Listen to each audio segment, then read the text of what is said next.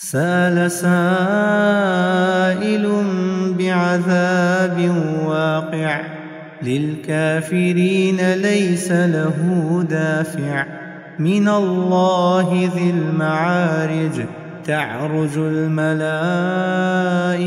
والروح إليه في يوم كان مقداره 50,000 سنة فاصبر صبرا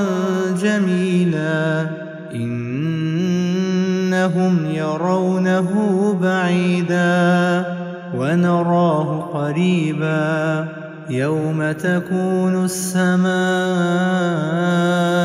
كالمهل وتكون الجبال كالعهن ولا يسأل حميم حميما يبصرونهم يود المجرم لو يفتدي من عذاب يومئذ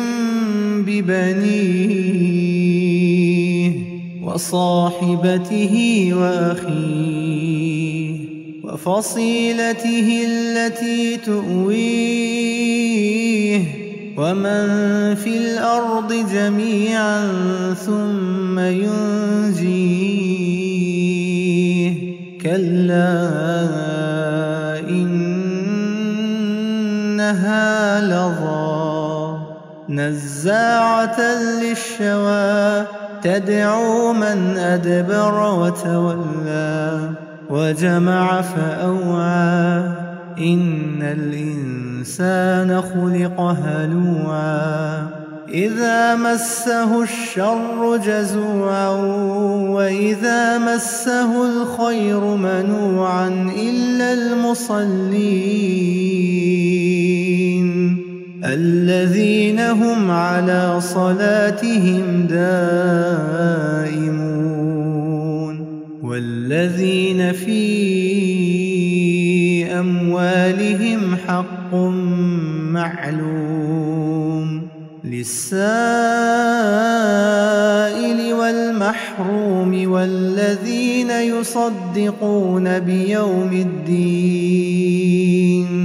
والذين هم من عذاب ربهم مشفقون إن عذاب ربهم غير مأمون والذين هم لفروجهم حافظون إلا على أزواجهم أو ما ملكت أيمانهم فإنهم غير ملومين فمن ابتغى وراء ذلك فأولئك هم العادون والذين هم لأماناتهم وعهدهم راعون والذين هم بشهاداتهم قائمون والذين هم على صلاتهم يحافظون أولئك في جنات مكرمون فما للذين كفروا قبلك مهطعين عن اليمين وعن الشمال عزين أيطمع كل امرئ منهم أن يدخل جنة نعيم كلا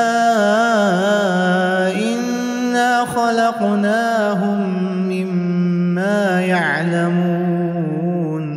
فلا أقسم برب المشارق والمغارب إنا لقادرون على أن نبدل خيرا منهم وما نحن بمسبوقين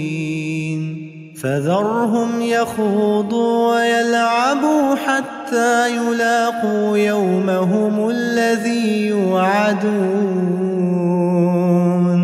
يوم يخرجون من الأجداث سراعا كأنهم إنهم إلى نصب يوفضون خاشعة أبصارهم ترهقهم ذلة ذلك اليوم الذي كانوا يوعدون